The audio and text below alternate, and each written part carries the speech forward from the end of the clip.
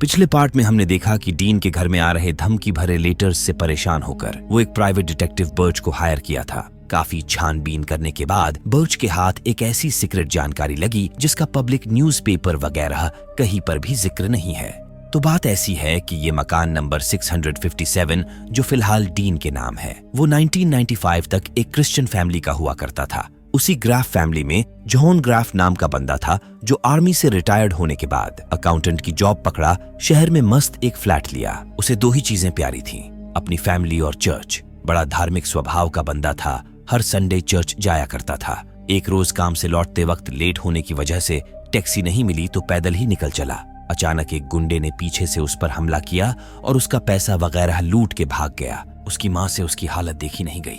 वो बहुत पैसे वाली थी, पैसे जायदाद वगैरह उन्हें विरासत में मिले थे। ये जगह फैमिली बसाने के लिए सेफ नहीं था, इसलिए उन्होंने जॉन को वेस्टफील्ड में एक घर खरीद कर दिया, वही घर जिसमें फिलहाल डीन रह रहा है। जॉन का अच्छा भला परिवार था जिसमें उसका बेटा डेल, उसकी बेटी पैट जो कि हाथ से निकल चुकी थी, उसकी खूबसूरत बीवी हेलेन और उसकी माँ रहते थे। अब जैसे कि जॉन धार्मिक स्वभाव का बंदा था तो वो खाने से पहले प्रार्थना करवाया करता था। उसकी बीवी ने प्रार्थना शुरू किया कि थैंक यू जीसस जो आपने हमारे लिए ये खाना बनाया। अगले ही पल मजाक उड़ाने लगी कि ये खाना तो उसने बनाया है। निहायत ही बदतमीज औरत थी। जॉन को अंदर ही अंदर बड़ी गुस्सा आता था कि उसकी बेटी तो हाथ से निकल ही गई, ऊपर से उसकी बीवी भी वैसी ही है। इन्हीं सब टेंशन की वजह से वो काम पर ध्यान नहीं दे पाता था, इसलिए एक दिन उसके बॉस ने उसे काम से निकाल दिया। उस दिन बेचारा बहुत रोया क्योंकि उसकी माँ उसे ताने मारती रहती थी कि 12 साल से अकाउंटेंट की जॉब कर रहा है। अब तक उसकी जगह कोई और होता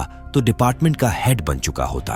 अब भला वो माँ को कैसे बताता कि डिपार्टमेंट का हेड तो छोड़ो, जो नौकरी थी वो भी गई। अपनी नाकामी छिपाने के लिए वो सबसे झूठ बोलना शुरू किया। झूठ मूठ का हर रोज टाइम से ड्यूटी निकल जाता, बैंक जाकर अपनी माँ के अकाउंट से थोड़े पैसे निकालता, अपने माँ का अकाउंट वगैरह वही मैनेज करता था, तो पकड़े जाने की कोई बात ही नहीं थी। उसी चोरी किए हुए पैसे से अपने घर का खर्च वगैरह चलाता था। किसी को कानो कान खबर नहीं थी कि उसके पास काम नहीं है। कुछ वक्त तक ऐसे ही चलता रहा, फिर मुश्किलें आनी शुरू हुई। कोई उसे द वॉचर के नाम से लेटर भेजना शुरू किया। उसके गैर मौजूदगी में उसकी बीवी किसके साथ होती है, उसके बेटी के अफेयर्स वगैरह वो वॉचर सब कुछ जानता था। एक रोज जॉन अपनी बेटी की करतूत अपनी आंखों से देख लिया। मतलब वो अपने टीचर के साथ पार्टी कर रही थी। एक अच्छे भले आदमी का दिमाग कैसे खराब होता है, आप बस देखते जाइए। एकांत में बैठकर सोचने लगा कि आखिर ये चीजें जो उसके साथ हो रही है उसका अंत क्या है। वही पहले से ही द वॉचर उससे घर के लिए जवान खून की बलि मांग ही रहा था। इस बार जॉन अपने आप से लड़ते लड़ते हार गया। घर गया, डिनर टेबल पर इकट्ठे सबको बताया कि वो सब मरने वाले हैं। वैसे भी वो आर्मी रिटायर्ड था, आर्मी वाले आधा पागल तो होते ही है। अगले दिन वो अपने बच्चों के प्रिंसिपल से उनके लिए कुछ महीनों की छुट्टी मांगा, फिर हर फोटो से अपनी फोटो काट कर निकाल लिया। प्लान सेट करने के बाद पहले अपनी बेवफा बीवी को गोली मारा। गोली की आवाज सुन उसकी माँ बाहर निकली, ऊपर जाकर उनको भी मार डाला। कुछ देर बाद उसकी बेटी कहीं से घूम कर आई, उसको भी ठोक दिया। फिर मस्त बैठकर सैंडविच बनाकर खाता है जैसे कि कुछ हुआ ही ना हो। रात को बेटा जब खेल कर घर लौटा तो उसे भी मारकर पूरे परिवार को खत्म कर दिया। अगले दिन उस टीचर को भी मार डाला। एक हफ्ते तक किसी को कुछ पता नहीं चला। फिर एक रोज जैस्पर उस घर में दाखिल होता है। वहां मौजूद उनकी बॉडीज बिल्कुल किसी मम्मी की तरह सूख गई थी। लग रहा था कि उनके शरीर से सारा खून निकाल लिया गया हो। उन्हें बेसमेंट में कुछ दूध की बोतलें मिली जिनमें खून भरा गया था, पर हैरान करने वाली बात यह थी कि वो सभी खाली हो चुके थे। ये कहानी सुन डीन का खोपड़ा गर्म हो गया कि किसी ने इस बारे में उसे बताया क्यों नहीं। जाहिर सी बात है, इससे यहाँ के प्रॉपर्टी का भाव कम हो जाता, इसीलिए शायद यहाँ के लोगों ने ये बात दबा ली होगी। रह गई चेम्बरलैंड की बात, तो वो वेस्टफील्ड 2005 में आए थे, उन्हें भी इस कहानी के बारे में पता नहीं होगा। जॉन ग्राफ का क्या हुआ? उस दिन के बाद जॉन गायब हो गया, फिर किसी को नहीं दिखा। तभी डीन को ख्याल आया कि उस दिन उसके घर में बिल्डिंग इंस्पेक्टर बनकर जो सा था उसका भी नाम तो जॉन ही था। जॉन ग्राफ किस चर्च में जाता था? डीन ने पूछा। वो ST मार्क्स वेस्टफील्ड लथरन चर्च जाया करता था। डीन को समझते देर नहीं लगा कि हो ना हो वो जॉन ग्राफ ही था जो बिल्डिंग इंस्पेक्टर बनकर उसके घर में घुसा था। ये घटना कहाँ तक सही है, ये जानने के लिए डीन तुरंत पर्ल विंसलो के घर पहुंचा, मगर वो लोग कुछ बताने को तैयार ही नहीं थे। दूसरी तरफ नोरा बच्चों को लेकर घर लौट आई। इनके किचन और कैमरा वगैरह का काम पूरा हो चुका था। बेसमेंट का थोड़ा बहुत काम चल रहा था जिससे इनको कोई प्रॉब्लम नहीं थी। अब रात को हम उसी वॉचर को देखते हैं जो इनके घर पर बराबर नजर रखे हुए था। इधर एली का डकोटा के साथ अलग ही मामला चल रहा था। वो अपनी निजी फोटोज खींचकर उसे भेज रही थी। अगली सुबह नोरा को आर्ट गैलरी जाना था, इसलिए डीन ड्यूटी जाने के साथ साथ बच्चों को स्कूल छोड़ने चल दिए। उनके जाने के बाद नोरा ने लेटर बॉक्स चेक किया। 2 लेटर थे, जिसमें से एक लेटर द वॉचर का भी था, जिसमें लिखा था कि आपने तो हर जगह कैमरे वगैरह लगवा लिए, फिर भी मेरे नजरों से नहीं बच पाओगे। नोरा घबराहट के मारे डीन को बुलाई और ये अगले ही पल अपने प्राइवेट डिटेक्टिव बर्च से मिले। इस दरमियान बर्च ने कुछ अहम जानकारी जुटा ली थी। जिस लड़के ने इनका कैमरा लगाया शायद वही वॉचर है। वो भी इनके घर के इर्द गिर्द मड़राते रहता है। इसका पता लगाने के लिए बर्च ने अपने एक काबिल आदमी को उसके पीछे लगाया। पता चला कि डकोटा गेमर है और उसका इन गेम नेम द वॉचर है। ये कोई इत्तेफाक तो नहीं हो सकता, पर जब तक उसके खिलाफ कोई पुख्ता सबूत नहीं मिल जाता ये डकोटा को कुछ नहीं कर सकते। दोनों मियाँ बीवी शहर के शोर शराबे से दूर आकर घर लिए ताकि सुकून से रह सके, मगर सब कुछ इनके विपरीत हो रहा था। इन्होंने कम पैसे के चक्कर में डकोटा को काम सौंपकर मुसीबत पाल ली है। शायद एली भी उसके झांसे में है। ये जान तो नोरा झंझना उठी। सच्चाई जानने के लिए ये एली के फोन को चेक करने का प्लान बना लिए। उसके आईफोन का पासवर्ड नोरा को पता ही था। डिनर टाइम पर बहाना बनाकर जब डीन उसके फोन को चेक किए तो डकोटा के साथ उसकी सारी करतूत सामने आ गई, जिस पर वो अपने बाप को ही बोलने लगी कि भाड़ में जाओ, तुम हमेशा मेरे पीछे पड़े रहते हो। छल्लाए हुए डीन ने उसके लिए एक नया नियम बनाया। आज से स्कूल से आने के बाद वो अपने कमरे में ही रहेगी, वो भी बिना किसी फोन, कंप्यूटर या आईपैड के। अगली सुबह डकोटा गाड़ी लेकर इनके घर के बाहर आ धमका, क्योंकि एली उसके मैसेजेस का जवाब नहीं दे रही थी। उसे देखते ही डीन उस पर झपट पड़े। अगले ही पल एली ने पुलिस को फोन कर दिया। इधर डीन उससे उगलवाने में लगे थे कि वही उनके घर द वॉचर के नाम से लेटर्स भेजता है। उसका इन गेम नेम द वॉचर है, ये बात उनसे छिपी नहीं है। इतने में पुलिस आ धमकी। डीन ने उन्हें बताया कि ये लड़का उनकी 16 साल की बेटी को वाहियात तस्वीरें और उन्हें धमकी भरे लेटर भेजता है, मगर यहाँ के कानून के मुताबिक कॉन्सेंट की एज 16 साल है, इसलिए ये दोनों कोई क्राइम नहीं कर रहे। अगर डीन ने फिर से डकोटा को मारा तो उल्टा उनके ऊपर ही कार्यवाही होगी। पुलिस वाले ने उल्टा डीन को ही फटकार लगा दिया। रह गई बात धमकी भरे लेटर्स की, तो उन दोनों पक्षों को पुलिस स्टेशन बुलाया गया। चेम्बरलैन डकोटा और उसकी मॉम से पूछताछ शुरू किए कि क्या वो डीन के घर लेटर भेजकर उनको डराता है। डकोटा उनके हर बात से मुकर गया। रही बात उसके इन गेम नेम की, तो ये नेम उसकी मॉम ने रखा था, क्योंकि पहले वो वॉचमैन का ही काम किया करता था। उसने अपनी बेगुनाही साबित करने के लिए डीएनए सैंपल भी दिए ताकि उन लेटर्स के डीएनए से मैच कराकर देखा जा सके। इधर ये लोग पुलिस स्टेशन में व्यस्त थे तो दूसरी तरफ एली अपने कमरे से बाहर निकली। कार्टर के आईपैड से एक वीडियो रिकॉर्ड की। कुछ घंटे बाद डीन की असिस्टेंट को ये वीडियो टिकटॉक पर मिली। वो डीन के बेटी को पहचानती थी। इस वीडियो में एली साफ साफ कहते हुए नजर आ रही थी कि वो एक अफ्रीकन अमेरिकन लड़के से प्यार करती है। ये बात उसके डैड को जब पता चली तो उन्होंने मुझे मेरे कमरे में लॉक कर दिया है, मेरा फोन भी छीन लिया गया है, इसीलिए मैं ये वीडियो अपने भाई के आईपैड से रिकॉर्ड कर रही हूँ। इसे ज्यादा से ज्यादा शेयर करिए ताकि मुझे न्याय मिल सके। अगर आप इस कहानी को ध्यानपूर्वक देख रहे हैं तो समझ चुके होंगे कि इसी तरह की चीजें इस घर में पहले भी हो चुकी है। एली को अंदाजा भी नहीं था कि उसने क्या अनर्थ कर दिया है। नोरा भी नहीं समझ पा रही थी कि ऐसी क्या बात हो गई जो डीन इस तरह से पेश आ रहा है। इस वीडियो की वजह से जब उसके कंट्री क्लब का मेंबरशिप कैंसिल हुआ, डीन की नौकरी जाने की नौबत आ गई, तब नोरा इस बात की गंभीरता को समझ पाई। लोग उन्हें रेसिस्ट समझने लगे थे, समाज में उनकी थू थू होने लगी थी। नोरा कैरन से मिलकर जब घर लौटी तो लेटर बॉक्स चेक की। इस बार उसे एक अलग तरह का लिफाफा मिला जिस पर लिखा था वॉच मी।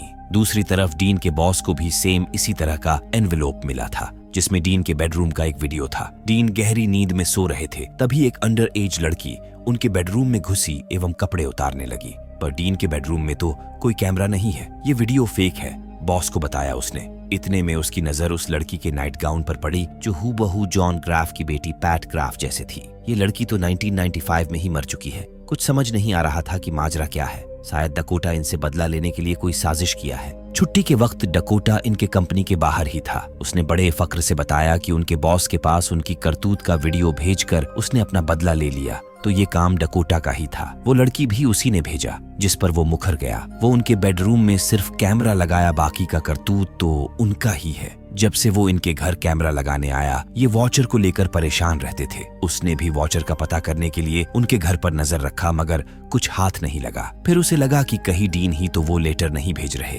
क्योंकि फाइनेंशियल प्रॉब्लम के चलते हो सकता है कि घर बेचने के लिए वो अपनी वाइफ को डरा रहे हो। मगर उसे तो कुछ और ही दिख गया। अगर उस लड़की को डकोटा ने नहीं भेजा तो आखिर वो लड़की उसके घर में कैसे घुसी? ये बात डीन को अंदर ही अंदर खाए जा रही थी। घर पहुंचे तो नोरा पहले से ही मूड बनाकर बैठी थी। उसने सपने में भी नहीं सोचा था कि उसकी गैर मौजूदगी में डीन इतनी गिरी हुई हरकत करेगा। डीन उसे जॉन ग्राफ की कहानी बताकर यकीन दिलाने की कोशिश किया कि कोई उसे फंसाने के लिए ये सब कर रहा है। जॉन ग्राफ की बेटी जो मर चुकी है, उसने जो नाइट गाउन पहनी है, सेम वही गाउन वीडियो फुटेज वाली लड़की भी पहनी है। नोरा ने उसकी एक नहीं सुनी। अब बस उसे डिवोर्स चाहिए। इतना ही नहीं, उसने डीन को घर से भी निकाल दिया। चाहे कुछ भी हो जाए, डीन अपनी फैमिली को मझधार में नहीं छोड़ सकता था, इसलिए घर के बाहर कार में ही रुककर निगरानी रखने लगा। तभी देर रात एक कार आकर रुकी जिसमें मिच और मॉरीन थे, लेकिन वो दोनों तो अपने आप को ही गोली मार लिए थे। आखिर माजरा क्या था? खैर जो भी हो, अगले दिन नोरा को एक और झटका लगा। उसके लैंडलाइन के कॉल डिटेल्स आ गए थे। उस रात मोटल में जिस नंबर से फोन कर उसे डराया गया था, वो कॉल इनके ही घर के लैंडलाइन से किया गया था।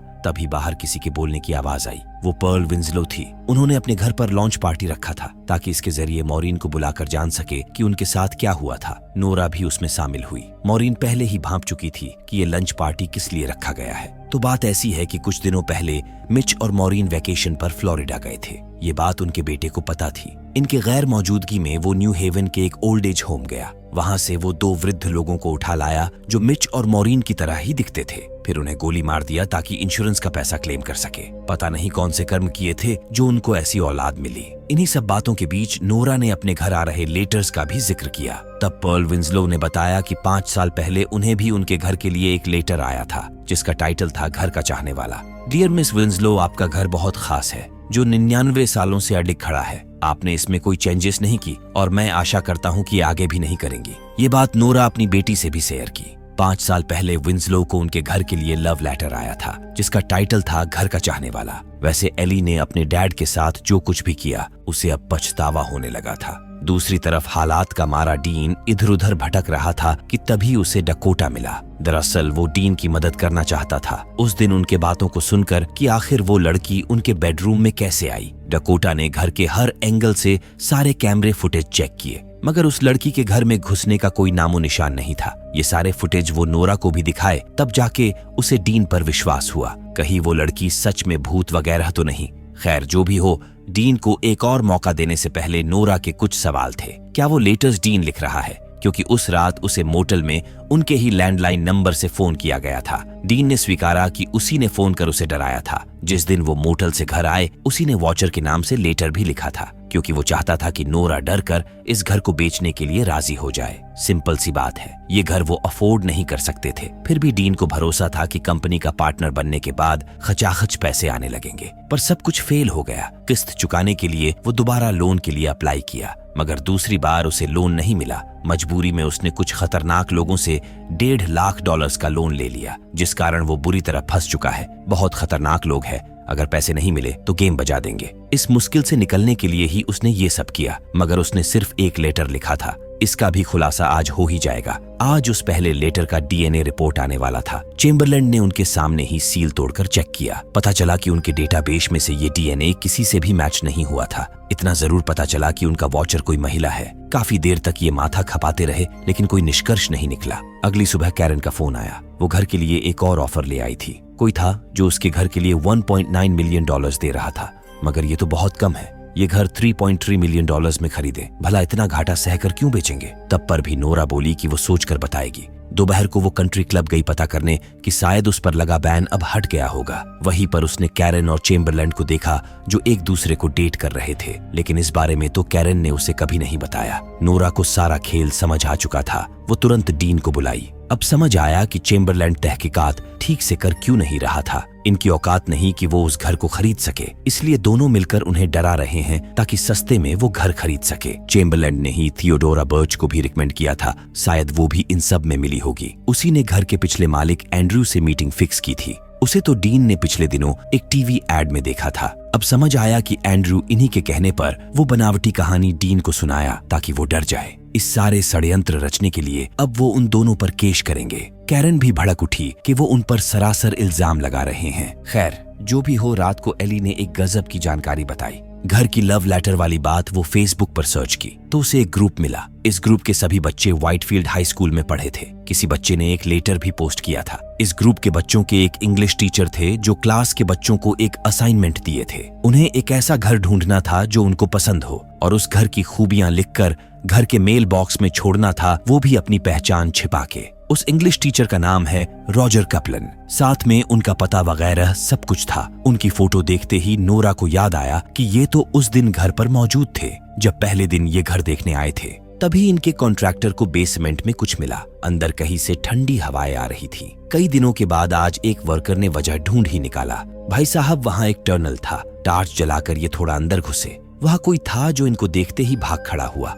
उसका पीछा करते हुए ये और अंदर पहुंचे तो देखे कि वहां एक कमरा था जहां चारपाई, तकिया वगैरह सब कुछ था। एक आदमी के रहने की पूरी व्यवस्था थी। तभी वो शख्स फिर से भागा। आहट पाते ही ये उसके पीछे भागे, मगर वो न जाने कहाँ गायब हो गया।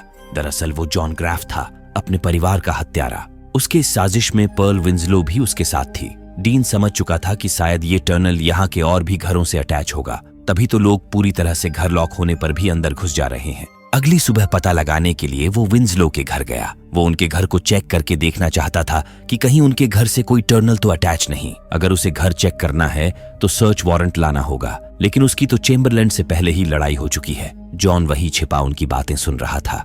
असल में वो इन दोनों बददिमाग भाई बहन को कंट्रोल कर रहा था। ये एक ग्रुप बनाए थे जिसमें ये सोसाइटी के हिस्टोरिकल बिल्डिंग्स के रेनोवेट करने पर आवाज उठाते थे। इनका मानना था कि पुरानी विरासतों से छेड़छाड़ करना पाप है। इधर डीन ऑफिस जाने के लिए निकल ही रहा था कि तभी उसकी नजर रॉजर कैप्लन नामी उस टीचर पर पड़ी। वो मॉरीन से बात कर रहे थे। डीन उन पर बरस पड़ा कि उसकी वाहियात असाइनमेंट की वजह से कोई उनका छात्र है जो उनके घर के लिए डरावने लेटर लिख रहा है, या फिर वो तुम ही हो। शायद मॉरीन के घर में टर्नल है जिसके जरिए कल रात तुम मेरे घर में घुसे थे। डीन का माथा बिल्कुल खराब हो चुका था। वो हर किसी को शक की नजरों से देखने लगा था। इसी का असर है कि रात को उसे बहुत भयानक सपना आया। इस तरह से डर में जीने के लिए तो ये घर नहीं खरीदे थे। जब यहाँ रहने में खुशी ही नहीं है तो ऐसे घर का क्या फायदा। आपस में सहमति बनाकर घर को सेल पर लगा दिए। इन्हें एक ग्राहक भी मिल गया जो $3.5 मिलियन देने को तैयार था। मगर अचानक इस घर के बारे में एक आर्टिकल इंटरनेट पर वायरल हुई जिसमें उसे भूतहा घर और उसकी सारी कहानियां लिखी हुई थी। वो बंदा जो इनका घर खरीदना चाहता था वो मुकर गया। नोरा को अच्छे से पता था कि ये किसकी करतूत है। कैरन ने माना कि ये आर्टिकल उसी ने छपवाया है। उस दिन उसे सबके सामने बेइज्जत नहीं करना चाहिए था। जो भी हो, जितना भी पैसा मिला ले दे के ये इस झंझट से पीछा छुड़ा लिए। शहर में जाकर शिफ्ट हो गए। अगली सुबह इसी घर में हम कैरन को देखते हैं, यानी तिकड़म लगा के लास्ट में उसने घर कम दाम में हासिल कर ही लिया। रह गई चेम्बरलैंड की बात तो उनके बीच प्यार जैसा कुछ नहीं था। वो तो इसी 3-5 के काम के लिए मिलते थे। घर में रेनोवेशन का भी काम शुरू हो चुका था। दूसरी तरफ ग्रुप की मीटिंग भी बैठ चुकी थी। दरअसल ये सभी महारथी मिलकर चाहते हैं कि सोसाइटी में मौजूद हिस्टोरिकल्स बिल्डिंग्स को छेड़ा न जाए, उनमें कोई बदलाव न किया जाए। पर क्या ये कानूनी तौर पर कर सकते हैं? जवाब था नहीं। रॉजर कैप्लन अभी अभी ही इनके ग्रुप से जुड़े थे। उन्हें जानना था कि किसी को उनके ही घर में बदलाव करने से वो कैसे रोक सकते हैं। उनकी प्रॉपर्टी उनकी मर्जी, पर यही तो खेल है। ये उन पर ऐसे ही झूठ वगैरह बोलकर दबाव बनाते हैं। पुराने शहरों को वो ऐसे ही बर्बाद नहीं होने दे सकते। इन सभी पागलों का मेट था विलियम। सबको उसने अपना नाम यही बताया था। कोई उसे नहीं पहचानता था कि वही जॉन ग्राफ है, क्योंकि इस सोसाइटी में सब उसके बाद ही आए थे।